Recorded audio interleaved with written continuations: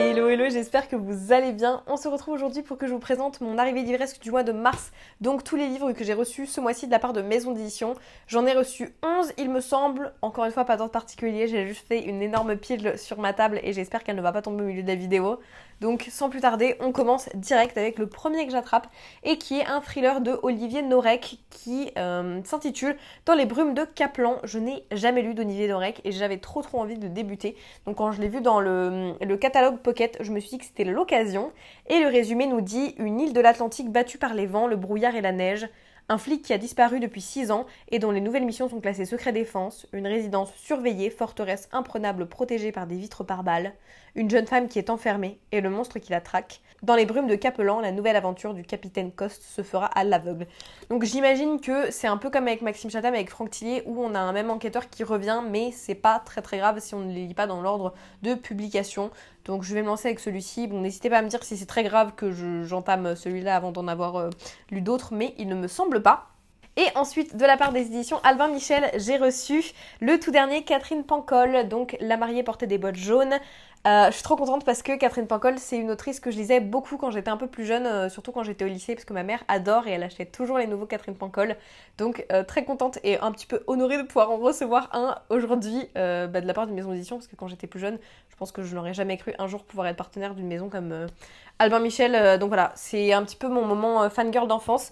J'étais très contente parce qu'en plus il est arrivé dédicacé. Bon, il y a juste un petit souci, c'est qu'il est arrivé dédicacé pour Amandine, et moi je m'appelle Valentine, mais c'est pas grave, pour ce livre-ci je m'appellerai Amandine. Et voilà, je suis trop contente, j'ai hâte de les lire. Et le résumé de celui-ci nous dit « Quand leur mère les dépose devant la grille du château de Berléac en leur promettant de revenir les chercher, India et Louis ne savent pas ce qui les attend. Ils vont devoir passer en un éclair de leur petite maison dans un lotissement à un château du XVIIIe siècle et apprendre les codes d'une grande famille bordelaise fière de son vignoble et de ses ancêtres.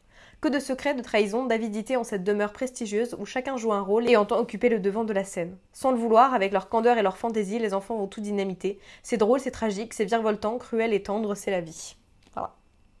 J'ai très hâte de le lire, même si sacré pavasse, hein. Un autre auteur que... Alors celui-ci, je l'ai dans ma palle, mais je ne l'ai jamais lu, de thriller, c'est Bernard Minet. Donc voilà, celui-ci, c'est celui qui était déjà sorti en grand format, mais là, il vient de sortir au format poche. C'est Lucia. Et dedans, j'avais aussi pas mal de petites cartes postales comme ça, avec les couvertures des différents Bernard Minet, mais vous savez, réimaginées dans le même style que celle qui est là, parce que c'est pas la même couverture que quand il est sorti en grand format, il me semble. Donc voilà, je trouve ça très stylé d'avoir un petit peu toutes les couvertures dans cette nouvelle esthétique. Et celui-ci me tentait énormément, donc je suis trop contente. Surtout, je dois dire, l'été, j'aime beaucoup à la plage m'emmener mes petits thrillers en format poche et les dévorer tout l'été. Donc je suis très contente. Ça sera très clairement dans ma palle pour les jours d'été au soleil. Et le résumé nous dit « L'inspectrice Lucia Guerrero porte bien son nom, c'est une guerrière, une vraie. Mais ce soir-là, le cœur lui manque. Sous une pluie torrentielle, le cadavre de Sergio, son coéquipier à la police judiciaire madrilène, joue les Christ au calvaire. Nu, les bras en croix, la peau collée à la glu. Oh. Ça commence déjà de manière très glauque. Pourquoi une telle mise en scène et quel rapport avec cette ancienne série de crimes exhumés par un programme expérimental de l'université de Salamanque? Cette intelligence artificielle de criminologie, la première en son genre, est formelle. Les meurtres sont inspirés de peintures de la Renaissance. Entre vraies copies et faux semblants, le chemin sera long pour Lucia, de l'ombre à la lumière. Il a l'air incroyable. Je me rappelle plus du résumé parce que je l'avais demandé il y a un petit peu de temps. Il a l'air pépite. Lui, je vais le prioriser parce que vraiment... ça a l'air trop bien. Pareil, je pense qu'il y a peut-être un petit ordre dans lequel il faut les lire, mais c'est pas très grave si on ne les lit pas dans l'ordre de parution. J'espère parce que dans tous les cas, je me lance comme ça. Donc bon. Encore un poche, beaucoup de poches. Je vous l'ai dit, je commence à mettre de plus en plus à ce format, donc ça me dérange pas parce qu'en fait, je me rends compte que même si c'est pas ce qui rend le mieux dans ma bibliothèque, je vais arrêter d'être superficielle et prendre un format aussi qui est pratique et qui coûte un petit peu moins cher. Et toujours de la part des éditions Pocket, j'ai reçu La Guilde des Ombres de Anatrice, donc le tome 1 qui est énorme au format poche. Je crois qu'il fait 800 pages, c'est ça, 825 pages. Donc une belle pavasse, mais j'ai trop hâte parce que il a le petit sticker des étoiles montantes de l'imaginaire. Et le résumé nous dit « Nous sommes tous destinés au baiser de la mort, seuls les dieux sont immortels. La guilde des ombres règne sur les rues misérables de Clepsydre, la cité des vices. Ces assassins elfides sont le bras armé de la déesse de la mort depuis 5 siècles. En plus de leurs armes affûtées, leurs dons surnaturels font d'eux des tueurs exceptionnels. En ce jour, la guilde des ombres accueille une nouvelle recrue dans ses souterrains. Pour la première fois de l'histoire de Terre-Flamme, une enfant humaine, Panama, est pressentie pour devenir une ombre. Mais si la jeune fille échoue à embrasser cette voie, la mort viendra alors réclamer son dû. » Voilà. Et le tome 2 est déjà sorti au format poche aussi. Donc si vous voulez pouvoir enchaîner, les deux sont déjà sortis. Et il sort celui-ci le 6 avril, c'est écrit. Donc il est déjà sorti. Quasiment tous les livres que je vous présente dans cette vidéo sont déjà sortis puisque je les ai reçus durant le mois de mars. Après, de la part des éditions Hachette, j'ai reçu Persona 2. Je sais toujours pas si c'est un T, un L ou un I. Donc je ne vais pas vous dire le nom de l'autrice, mais voilà, c'est le nom du livre. C'est Persona. Et celui-ci, le résumé nous dit: la capitale de la lumière. Dans le monde de luxe, les enfants qui ont été touchés par la lumière développent des pouvoirs singuliers. Mais loin d'être admirés, ces êtres exceptionnels sont craints et méprisés par le reste de la société. À leurs 18 ans, un terrible choix s'offre à eux. Se marier et abandonner leurs dons précieux ou rejoindre le culte de la lumière, faisant ainsi une croix sur leur liberté. Ce dilemme, Andrea le refuse puisque son rêve est d'être libre tout en conservant sa magie. Après tout, Andrea a toujours porté un masque, adoptant une nouvelle apparence et un nouveau rôle au gré des demandes du royaume. Plus qu'un don, c'est sa seconde nature. Andrea est Persona. Le jour où Andrea se voit confier une mystérieuse mission, l'espoir de changer le cours de son destin et l'équilibre du monde de luxe se fait plus grand que jamais. Et j'adore la couverture. J'avais reçu une petite box avec et ça me donne trop envie. En plus, il est pas très très gros. Il fait, oh si, quand même 380 pages, mais il y a des bonnes marges, donc ça devrait se lire vite. Après, on enchaîne avec parce que j'ai en 2 éditions, parce que je suis une pigeonne, donc on me l'a envoyé en service presse, mais je l'ai aussi acheté en format hardback, parce que je le trouve absolument magnifique. Je suis en train de faire un changement dans ma palle pour pas que tout tombe par terre. Et vous vous en doutez peut-être, mais je vais vous parler de Light Lark de Alex Astor, que j'avais déjà lu en VO, moi, avant de le recevoir de la part des éditions Lumens.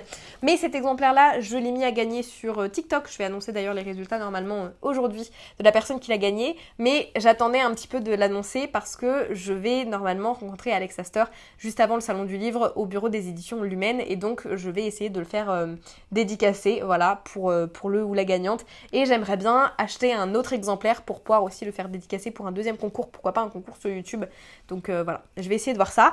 Et pour moi, pour me faire dédicacer un exemplaire, je me suis acheté l'édition collector parce que je suis une pigeonne et qu'elle est absolument sublime. Donc du coup voilà, je vais normalement aller la faire dédicacer aussi celle-ci à Alex Astor. Et j'en profite pour vous dire que je vais normalement avoir l'opportunité de lui poser quelques questions, de faire une petite courte interview de 5-7 minutes, nous disait la community manager de Lumens. Et donc je me demandais, pour ceux qui ont lu Light Dark, est-ce que vous avez des questions que vous voulez absolument pouvoir poser à l'autrice? Et comme ça, si jamais j'ai l'opportunité de poser certaines de ces questions à l'autrice, je le ferai. Et je vais normalement essayer de filmer ça pour pouvoir vous faire une petite vidéo où j'échange avec elle. Donc n'hésitez pas à me dire ça en commentaire.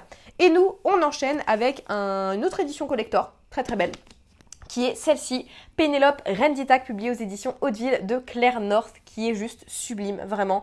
Cette édition est incroyable. Merci aux éditions Hauteville parce que je suis pas partenaire, en fait je suis partenaire d'une autre maison d'édition du groupe, donc du YA Club de Big Bang, mais je suis pas partenaire de Hauteville et je l'ai trouvée tellement belle que j'ai tenté ma chance, je leur ai envoyé un petit message et ils ont été super gentils, ils ont accepté de me l'envoyer, donc je suis vraiment ravie parce qu'elle est sublime et l'histoire a l'air incroyable puisque ça va nous raconter l'histoire de Pénélope, la reine d'Ithaque, qui était mariée à Ulysse. Oui c'est ça, Ulysse qui est parti, vous savez, pendant 10 ans, pendant la guerre de Troie, et puis après il a eu du mal à retrouver son chemin, donc il a encore mis des années et des années à revenir.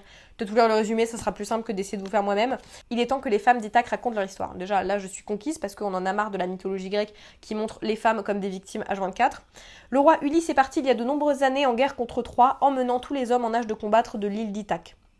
Pénélope, sa femme, dirige le royaume en attendant, mais lorsque des rumeurs circulent sur la mort de son mari, les prétendants commencent à frapper à sa porte. Or, aucun homme n'est assez puissant pour revendiquer le trône vide d'Ulysse. Si Pénélope choisit l'un d'entre eux, Ithaque plongera dans une guerre civile sanglante. Seule la ruse et son réseau d'espionnes lui permettront de maintenir l'équilibre délicat du pouvoir nécessaire à la survie du royaume. À Ithaque, tout le monde surveille tout le monde, et il n'y a pas un coin du palais où l'intrigue ne règne pas en maître. Ça a l'air trop bien, surtout que j'avais un petit peu eu l'histoire de Pénélope, la reine d'Ithaque dans A Thousand Ships et ça m'avait vraiment donné envie d'en savoir plus sur son histoire à elle, vraiment un livre complètement dédié à ça. Et du coup, je suis très contente parce que ça va être le cas avec celui-ci. Après, à l'occasion du book club de Gallimard Jeunesse, j'ai reçu un livre d'une de mes autrices favorites qui est Ruta Sepetys et c'est Si je dois te trahir. D'ailleurs, j'ai eu l'opportunité d'assister à une séance en visio de book club avec l'autrice grâce à Gallimard et c'était trop bien. Je dois vous dire que j'étais époustouflée dans le sens où l'auteur parle aussi bien qu'elle écrit. Elle écrit d'une manière très poétique et elle s'exprime d'une manière très poétique. C'était incroyable de pouvoir l'entendre parler et ça me donne très envie de lire celui-ci parce que je l'ai reçu que quelques jours avant l'événement, donc j'avais pas eu le temps de le lire. Et j'ai trop hâte puisque, alors je dis j'ai trop hâte, je précise que c'est une des histoires glauques parce que Ruta Sepetys raconte toujours des événements assez tristes, elle va faire des recherches sur des faits historiques, souvent des sujets dont on parle pas énormément, des guerres dont on parle pas énormément, des crises en fait qui ont impacté énormément de monde mais qui sont assez tues dans l'histoire et elle va aller faire un long travail de recherche notamment auprès des archives et auprès des gens qui ont été touchés par ça, pour ensuite faire un livre qui retranscrit au mieux ces faits historiques, et ça c'est ce que j'adore.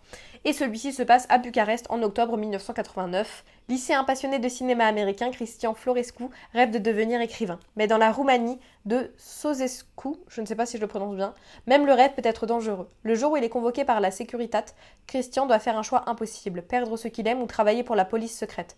Devenir informateur, il prend tous les risques pour tenter de changer le régime de l'intérieur. Quand la radio clandestine annonce la chute imminente des États communistes voisins, le vent de l'espoir souffle pour Christian. Mais quel est le prix de la liberté ? Encore un livre poignant, je le sens. De la part des éditions Albin Michel, j'ai aussi reçu Contes de fées de Stephen King que j'avais déjà commencé à lire en VO. Je sais plus où il est, je sais qu'il est quelque part par là. Ah, il est tout là-haut, vous le voyez pas. J'avais commencé à le lire, j'ai eu la moitié en VO, mais en fait il est très bien, il est très prenant, mais il est pas forcément très facile à lire en VO et il est très long. Du coup quand j'ai vu qu'il sortait en français, je l'ai mis en pause et j'ai dit je le terminerai en français. Ce sera plus simple et j'apprécierai probablement encore plus ma lecture. Donc c'est ce que j'ai fait. Voilà, j'ai remis mon marque-page, vous voyez, j'étais vraiment quasiment pile poil à la moitié. Donc je vais le continuer maintenant que je l'ai en français. Et celui-ci déjà je peux vous dire que le monde est très très cool, il y a plein de références aux contes de fantasy et de fantastique de notre enfance, de notre jeunesse. Et c'est écrit dans le résumé, Contes de fées, c'est l'histoire magnifique et terrifiante d'un jeune garçon de 17 ans qui hérite des clés ouvrant sur un univers parallèle où le bien affronte le pouvoir écrasant du mal, une bataille dont l'enjeu est capital pour notre monde. Et il est vraiment bien, il est vraiment bien. Il est long, vraiment, il est long et il est impressionnant, mais il est vraiment bien comme la plupart des livres de Stephen King. Après, celui-ci aussi me tente énormément, j'ai très envie de le prioriser parce que le résumé me faisait trop envie. Et c'est publié aux éditions Phibbs, donc tout ce qui va être le groupe du YA Club. Et c'est The Second Death of Eddie and Violet Bond de Amanda Glaze. Celui-ci, le résumé nous dit « Voyager dans le monde des esprits avec ce thriller fantastique haletant plein de sororité et de révolte féminine, inspiré de la vie de véritables jumelles médiums ayant vécu au XVIIIe siècle. » Et ça, je trouve ça trop bien. Au 19e siècle, je sais plus lire mes chiffres romains. J'adore quand c'est inspiré de faits réels. Par contre, quand c'est creepy comme ça, en mode médium, ça me stresse. Voilà. Mais j'aime bien quand même. Le résumé donc continue en nous disant Sacramento 1885, Eddie et Violette Bound, deux sœurs de 17 ans, sont de puissantes médiums. Violette sait ouvrir le voile qui sépare la vie de la mort et Eddie est capable de le traverser pour arpenter le monde des esprits. Mais leurs dons ne leur ont été d'aucune aide quand, suite à la mort de leur mère, leur père a menacé de les faire interner dans un asile.